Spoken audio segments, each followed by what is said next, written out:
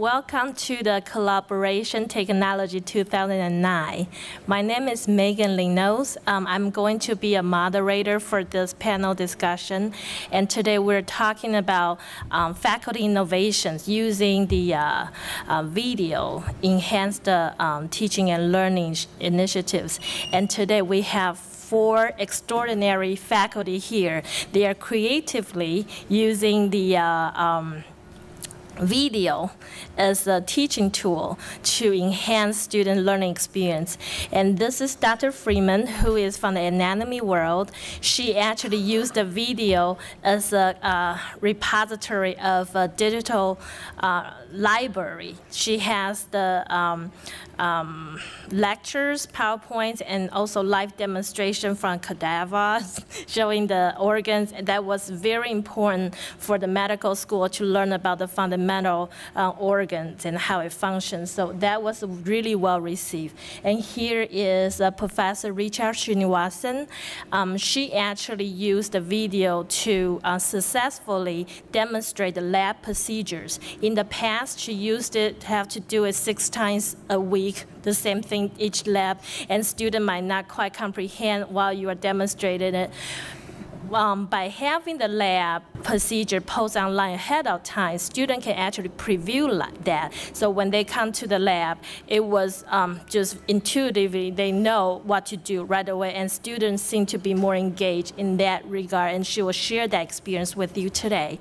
And here is Dr. Marl Guire from the College of Engineering. What happened is that he has 12 sessions of students, so they are all different, and he had 12 TAs and for 300 some students in a classroom.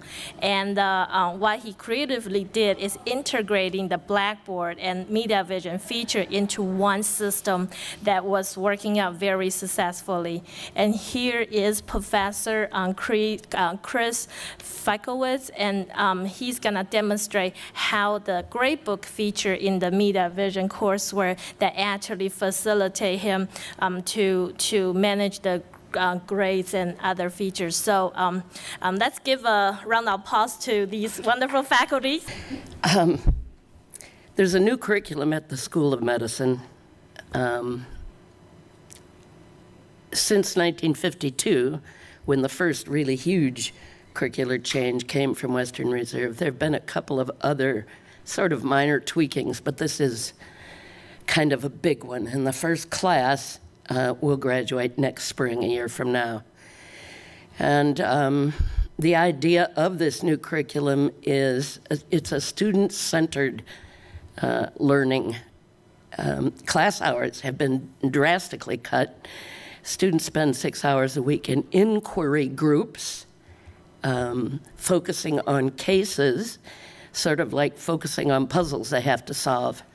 And they go look up what it is they need to learn. They make their own learning objectives later in the week. Of course, they get to find out if they were on target or not.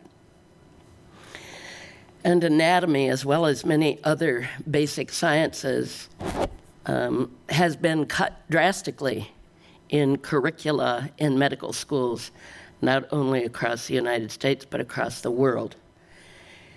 But teachers of anatomy wanting to stay employed have had to develop more efficient ways of helping students learn what I call these visual disciplines. So we developed some learning tools, and the one we're particularly focused on here today is what I've sort of fondly called videotaped mini lectures, rather than standing up in front of a crowd of 160 students with a one-time lesson, so to speak. We've made small lessons, and they're different from before. They have to be a little bit shorter. They have to be more focused than usual, and some are perhaps on a particular region like thorax, or a particular concept like all body cavities are lined with a serosa, or even a system, the whole circulatory system, the whole nervous system, kind of the big picture, or maybe looks at smaller parts of it.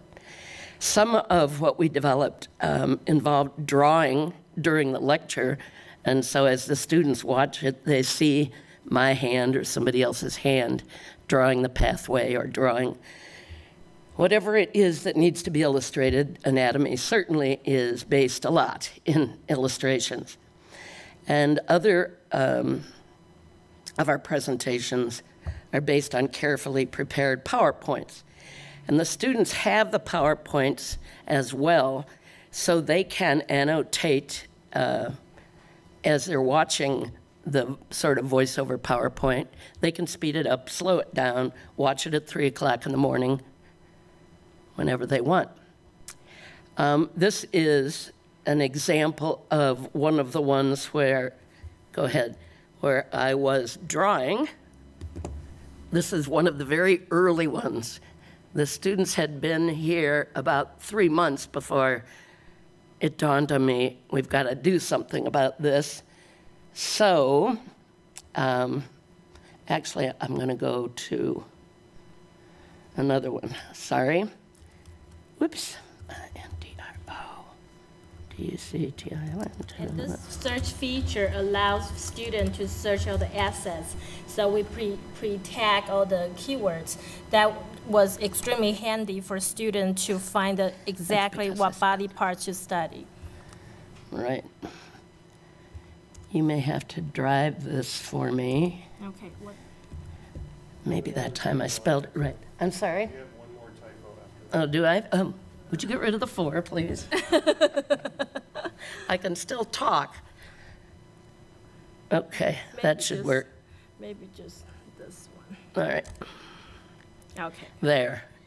That's good. That's a good page. Then I wanted to go to this one. So once you type in a keyword, you can see multiple assets actually displayed.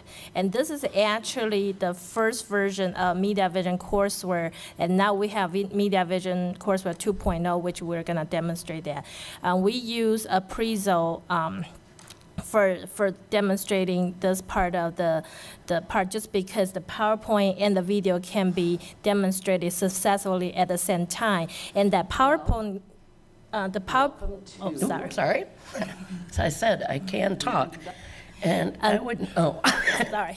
The PowerPoint part can also be connected with the document camera. So when you have a picture that illustrates the content, Dr. Freeman can actually mark on the handouts that will demonstrate that align with what her lecture is. Mm-hmm. And you can go to the slide you want. For instance, I thought in honor of tonight's second game, I'd go to this slide. I'm talking about how nerve cells all have one axon, the part of the cell that's used to deliver information to other cells in the body. And axons can be very short or very long. And I claim that the axons in this man's body, going from his spinal cord down to muscles in the sole of his feet, are pretty long. And it's all one cell that's bringing about activity. So, could we go back to the PowerPoint? Thank you, right there. Good. We won't make you go through any more of these.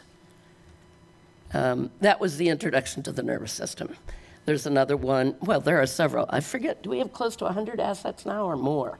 Yeah, we have been starting this project since year 2006. By now, I think we not only cover all over the body parts, and also we have a lecture accompanied with these introductions, and because we do purchase these DVDs from a company that allowed us to actually post these assets on that. They have the very nice illustration. Right. That first slide that had the several pictures of body parts was a video you could visit that's made by a professional anatomist, not myself. No, that's a joke. But he had a wonderful crew to help him demonstrate the whole body. And he has a 5 DVD set out about, it's the Atlas of Human Anatomy with very, very beautiful demonstrations. And we purchased the rights to, the medical school did purchase the rights to use those online, and the students really like those as well. So they're really well prepared when they have gross anatomy 2 hours every other week, and that's all they have. So students like it, lots of students, not just medical students, and it's a great place to visit. And if I could just kind of demonstrate a little bit of the DVDs that we produce. So the one that you saw was the lecture part with the slides. And if you choose one of the, that's just type in a keyword really quickly. Heart will work. Yep.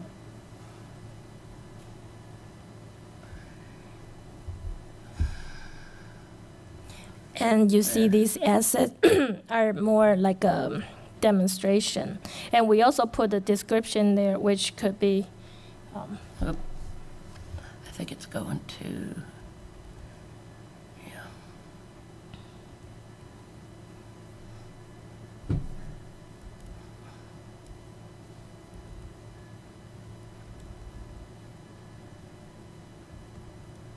Maybe because the other one is still up.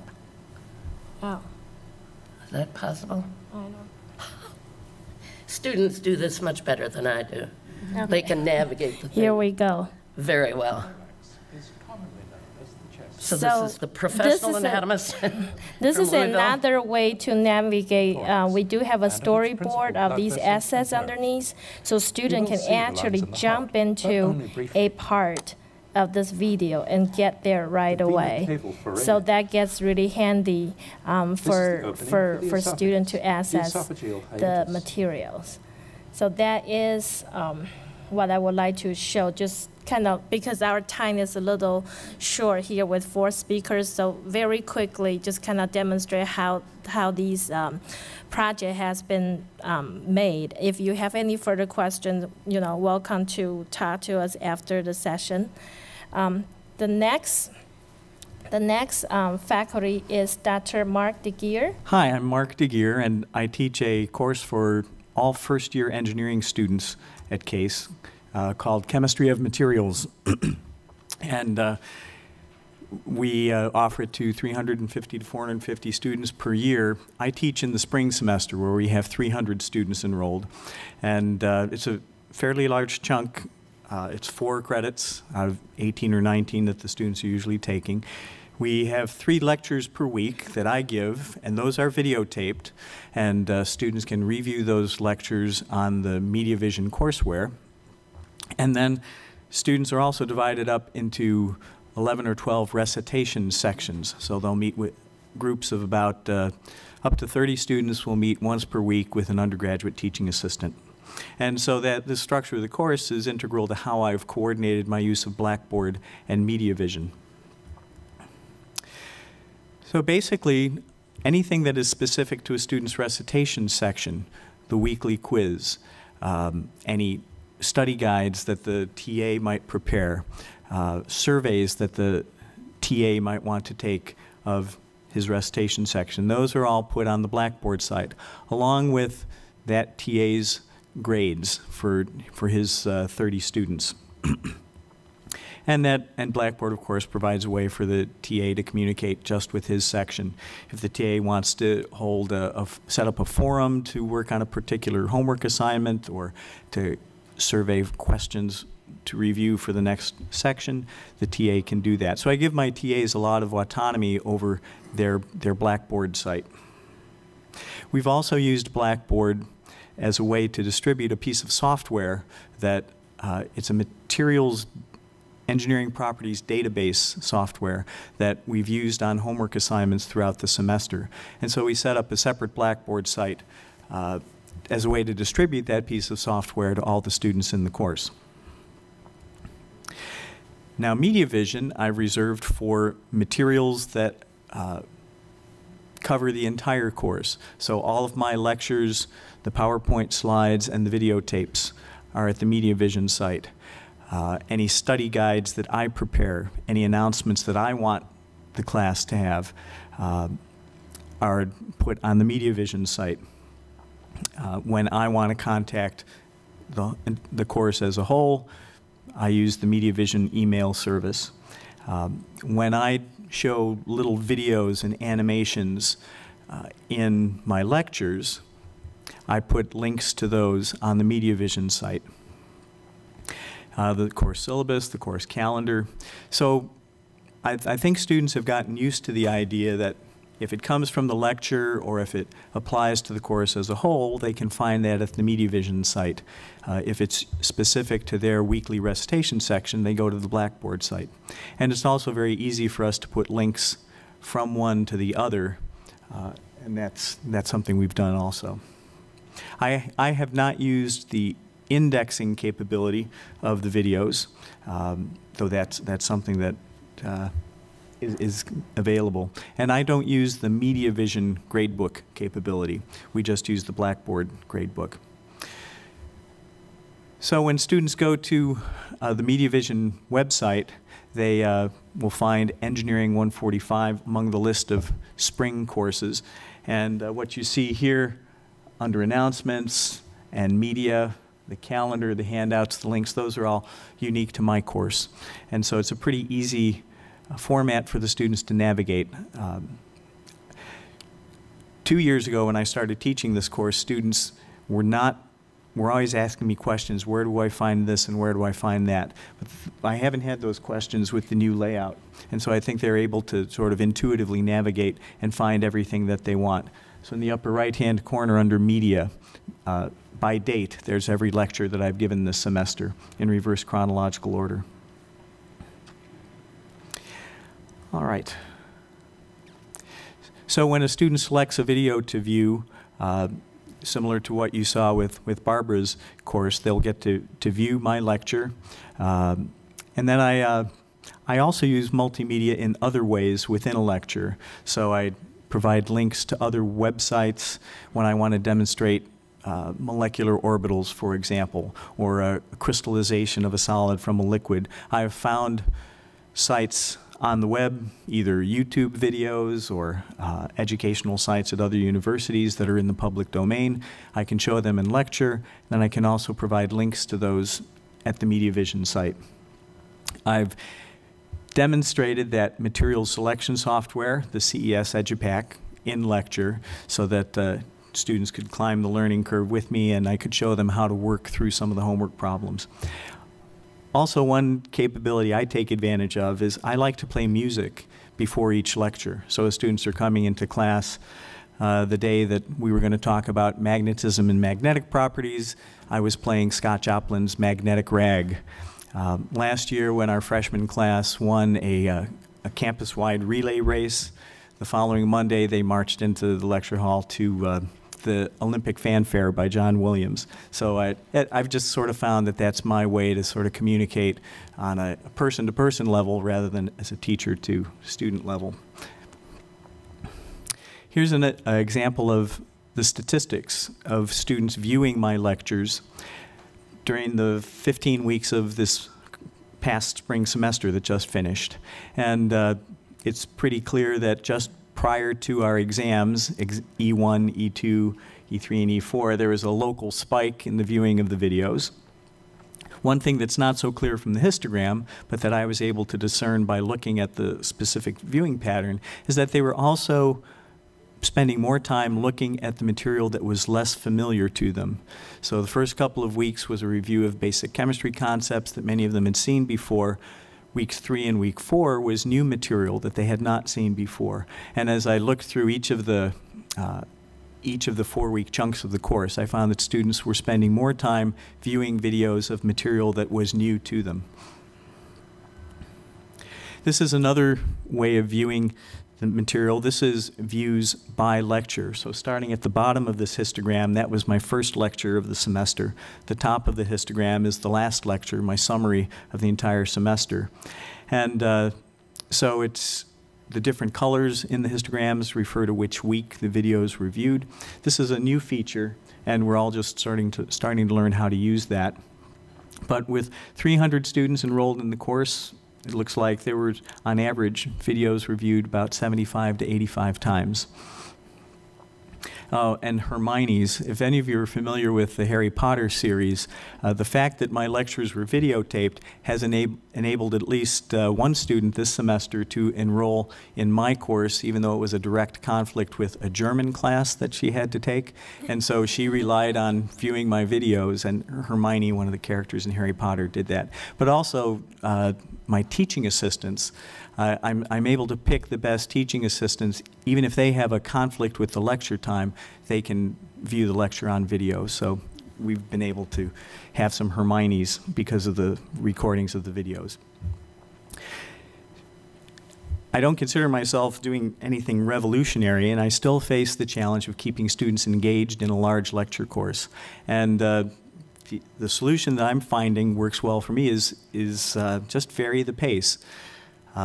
Do little demonstrations, showing that some polymers sink in water and some polymers float in water is a nice way to get across the idea of how those polymers are recycled. A very simple demonstration, but I got more positive feedback from just, you know, that interruption from the PowerPoint slides to a very simple demonstration. Students really do relate to that. Anecdotes, using videos, and sometimes just abandoning the PowerPoint slides and going to the chalkboard adds a kinetic element to the lecture that just helps the students stay alert. Solving homework problems myself in real time on the document camera, asking for volunteers from the audience to help out with some of the demonstrations. All those little things just sort of keep the students alert. With the course being videotaped, I have noticed that lecture attendance is not 100%. I'd say roughly 50% of the students come. I don't feel that's a particular problem. For me, the proof of the pudding is how they perform in the course, and I've been very satisfied with the students' performance on exams and the final exam. One thing I've noticed is that in the video, the details on my PowerPoint slides are not very easy to pick up. And so it's very important for me to provide the PowerPoint slides to the students before lecture. And many students are viewing the PowerPoint slides on their laptops at the same time that they're listening to my lecture. Okay, thank you. Thank you, Dr. Guire. The next one is Dr. Srinivasan. She's gonna talk about how she creatively used videos to demonstrate lab procedures. I teach organic chemistry lab course in the chemistry department. They're called Chem 233 and 234. This course, most of the pre-meds who pretty much all of them have to take these two courses. So I usually get around 300 students in the fall semester and around 200 students in the spring semester. In the fall semester, we have a total of 10 lab sections per week, out of which 6 lab sections are in a bigger lab with 38 students each, and then 4 are in a smaller lab with 14 students each. And sometimes both the labs are conducted simultaneously. Okay, so we have TAs in one lab and then TAs in the other lab, and I kind of run back and forth. The first year that I started teaching this course, we used to demonstrate the experiment in the lab in front of the students, and there would be 50 students watching how a setup is put together. The course is an introductory organic chemistry course where they learn how techniques of organic synthesis, analysis, purification, etc. Books are available, procedures are available, but the demonstrations are essential for them to be able to do the experiment in the lab. So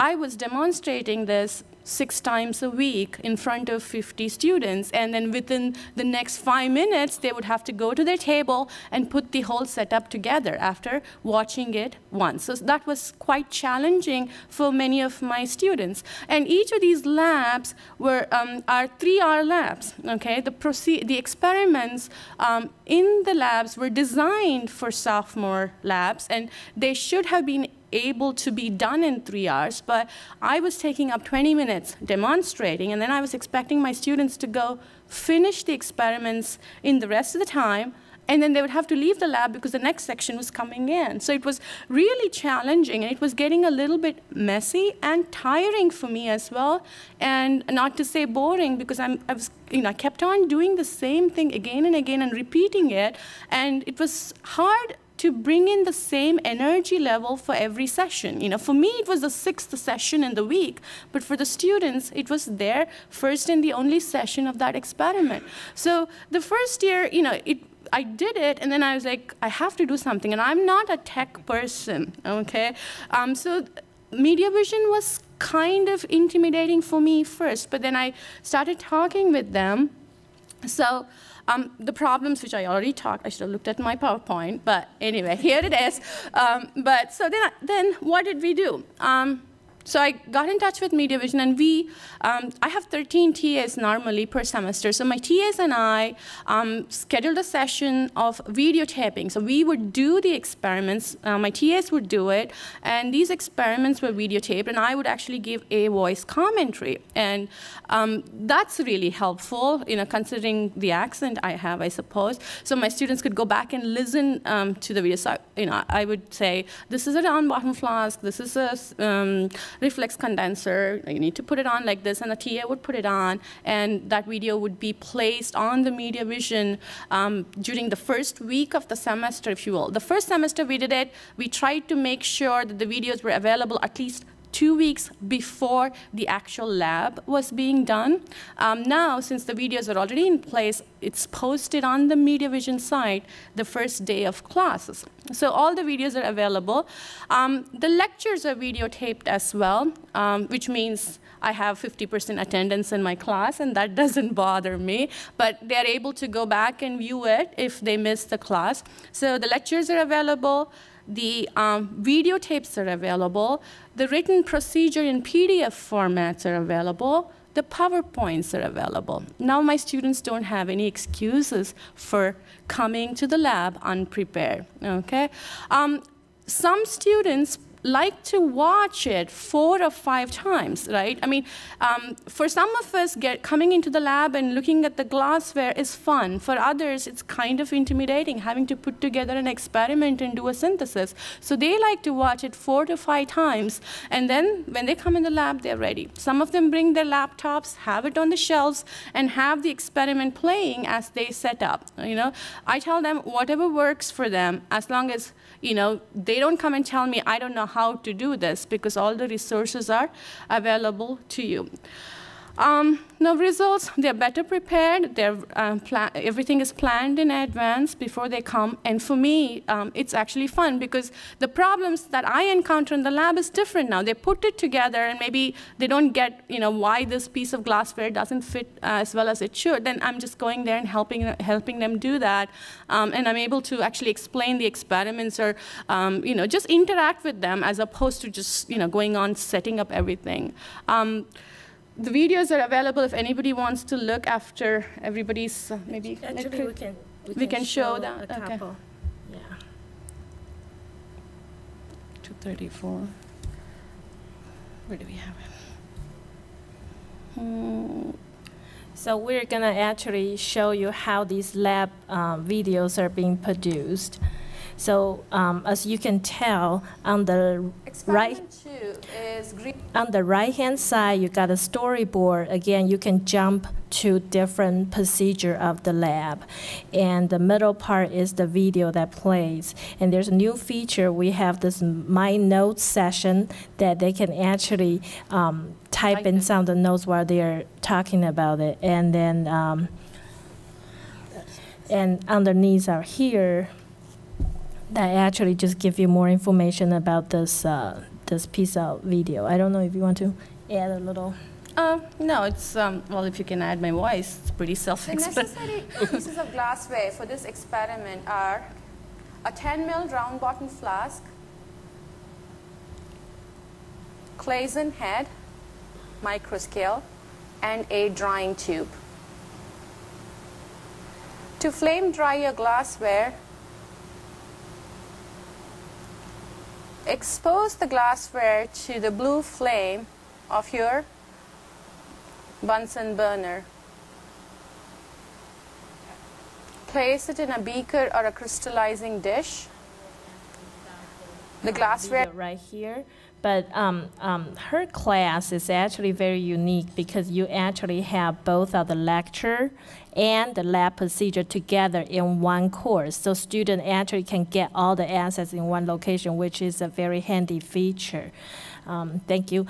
And the next professor that's gonna talk about is how he creatively used the gradebook feature that's building Blackboard, MediaVision Courseware to facilitate his grades management. Thank you. So my name is Fietkiewicz. I'm an instructor in the computer science department, but I teach a programming course for the engineering students. So Mark and I both get incoming freshmen and other students who are coming into our courses and learning things through MediaVision. First, I'd just like to find out how many people in the audience here are actual teachers or instructors or professors. Anybody? Okay. So I'm assuming that the rest of you have some connection with the technology end of it.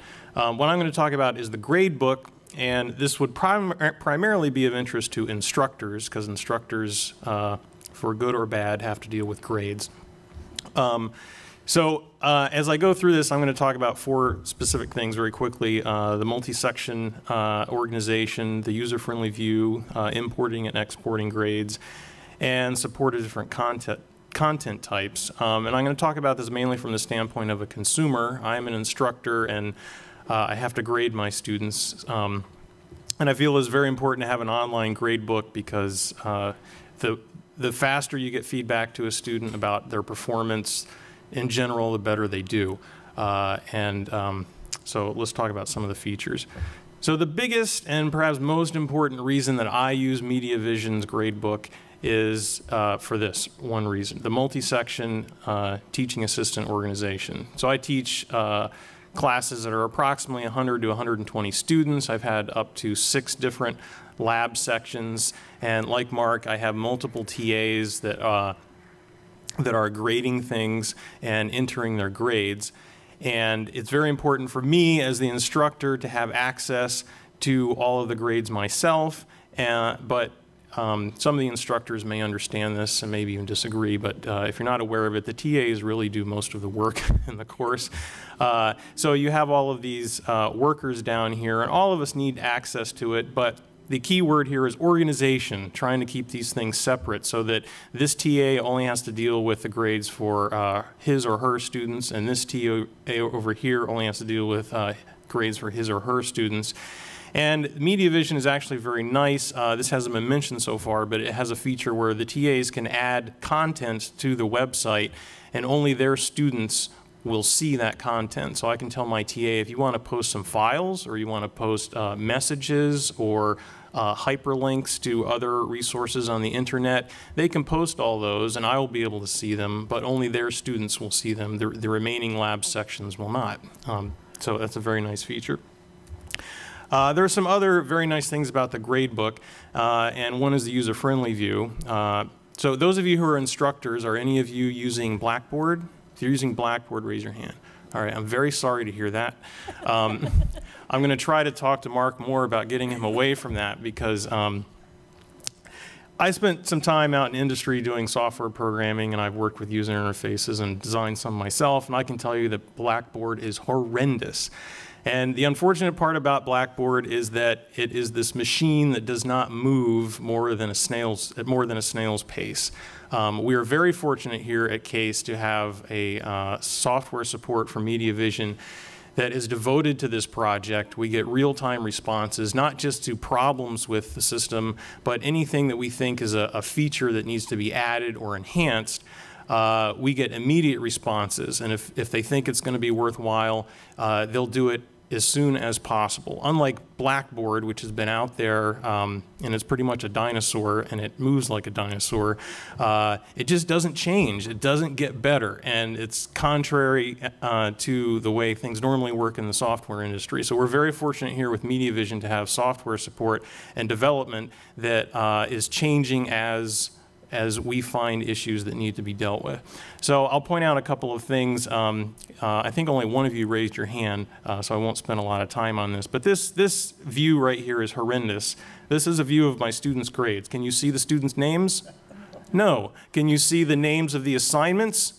No. Absolutely horrendous, okay? And this is the way it has been for years and years and years. And so, yeah. Now, I know part of this is because I've worked in the software industry, but it doesn't have to be like this. So this is the way it looks in MediaVision. It's a typical spreadsheet layout. You'll notice if you look at my slider bars over here, or scroll bars, you'll see I'm somewhere in the middle of my grade book. And as you would want, I can see my students' names. I can see the names of the assignments over here. Okay, so a very fundamental feature. And I'm happy to say this was put in the first version of the grade book, but there have been various issues that have come up that I've talked about with the developer who worked on this. And he's always been extremely responsive to try to change the view or any features of the gradebook, or the rest of MediaVision for that matter, when things became necessary. Okay, so much more user-friendly. There are other features too, which I won't go into, but that's probably one of the biggest ones. Another important feature, which Blackboard has, but any gradebook really needs this, is import-export. This is an example. I was talking to Mark earlier, and we were discussing the fact that both of us use Excel, Microsoft Excel, which is a spreadsheet. Is anybody who here is familiar with Microsoft Excel? Okay, so Microsoft Excel has the capability of putting in types of what they call formulas. So you can do things like this. Here's an example of what I might do. I might have an exam, and then I might have another separate extra credit assignment that's associated with the exam in which the student can earn some points. In this case, I have 3 students, and some of them got some extra credit points and some of them did not. Excuse me. And what I would need to do is add the extra credit points to the exam, but I might have some condition like I don't want the exam score to exceed 100, or I might have some other special things I need to do that a normal gradebook application, even in Blackboard or MediaVision, cannot do. So what instructors will typically do is resort to something like Microsoft Excel, where we can use formulas, and I can use formulas to actually add the points and construct comments like this as to how many extra points were added. So it's very important to have this import-export feature. And the beauty of MediaVision is that you can import and export, and we have great software support, technical support for doing that. And related to that is the issue of types of content. Now, in Blackboard, you can actually you can set up an assignment, for example, say a homework assignment, and you have to choose whether it's going to be a number that you type in, or whether it's going to be text you type in, or perhaps some other format. And the MediaVision gradebook is great because you can actually mix and match different types of content. One of the things that I always hated, absolutely hated about MediaVision, or excuse me, about Blackboard, make sure you get that on tape, I hate this about Blackboard, was that if you did not enter a score for an assignment, it would automatically fill it in with a 0. And I can't tell you how many years I went through trying to figure out if the student had a 0 because no score was ever entered or because it's a real 0. We need to know this thing as instructors. It's very important because lots of students don't hand in assignments. But Blackboard is incapable of doing that, and the system is incapable of being changed. Fortunately, we have MediaVision, and without even, I don't think they consciously did this. I had mentioned it to the software developer earlier, but I don't think this was a conscious decision. He's just naturally a good developer. If you don't enter a score, it goes into MediaVision's gradebook as a question mark, okay? So one of the great things I like about the gradebook is I can mix numbers with text, and you saw on the previous slide that I could add comments, so I can actually have a column in my gradebook called comments where I can explain to the student what happened, like I added 10 extra credit points or I added 0 extra credit points. I can also mix and match numbers with text in a single item. So if, for example, if I'm trying to compute course averages and I have multiple TAs, some of them will get their grades in earlier than than others. So I can actually tell the student, you do have a score of, say, 97.5, or it might be you might be waiting on the final project grade. Okay, so these are kinds of things that you cannot do with Blackboard. So those are some of the features. There are other important features, but overall, I'm very happy with the MediaVision system.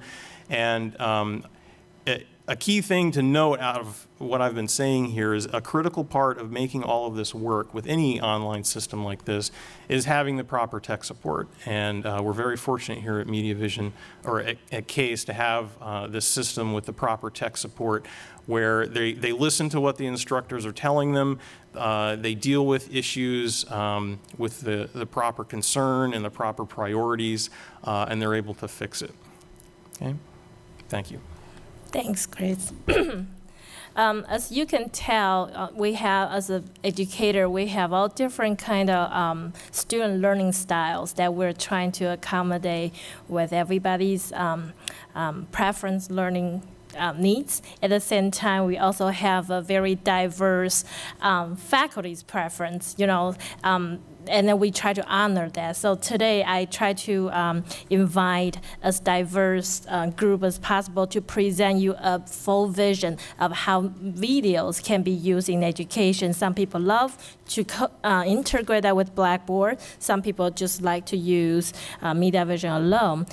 One thing is that if you would like to see the, if you would like to have access to one of the public opened course on MediaVision, you can email us at mediavision@case.edu, and then we'll try to give you some access to see the feature.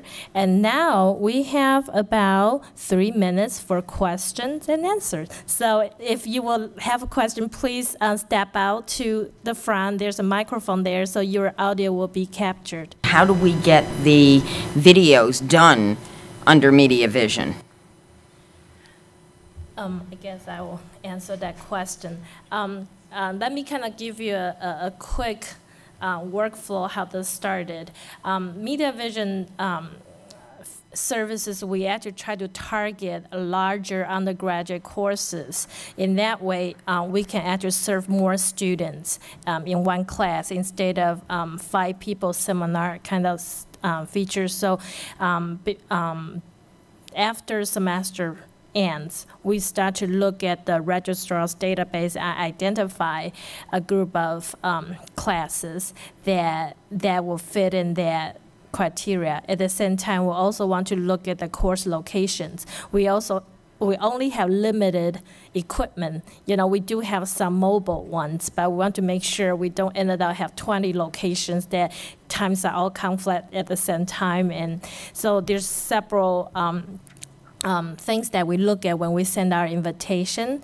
However, are you one of the CASE faculty? Yeah. Okay. If you would like, you can actually email us at courseware@case.edu and express interest, and we'll definitely make sure that we will contact you and support your course needs, and you know, we can definitely talk further about that. Okay, and the other question that I have is related to Blackboard and MediaVision. You were very clear that you prefer not to use Blackboard, but most of us don't have access to MediaVision, so we are required to use Blackboard. And just by the way, there is a way that you can make an exclamation point instead of a 0. Just FYI. And just to clarify that question a little bit, the reason why the question constantly come up, you know, is courseware gonna replace Blackboard, or how does it happen? We have 2 systems on campus. At the beginning, MediaVision Courseware is just really for the media delivery kind of the system, but we run a lot of focus group, you know, faculty focus groups, student focus group, and we got a lot of requests that they would really like to have some basic features that embedded in the system. So that's why we kind of parallel providing that feature, allowing faculty like Chris, who would just want to use one system, still have some functionality that allow him to store course material and all that. So just try to clear that out. Thank you so much for coming.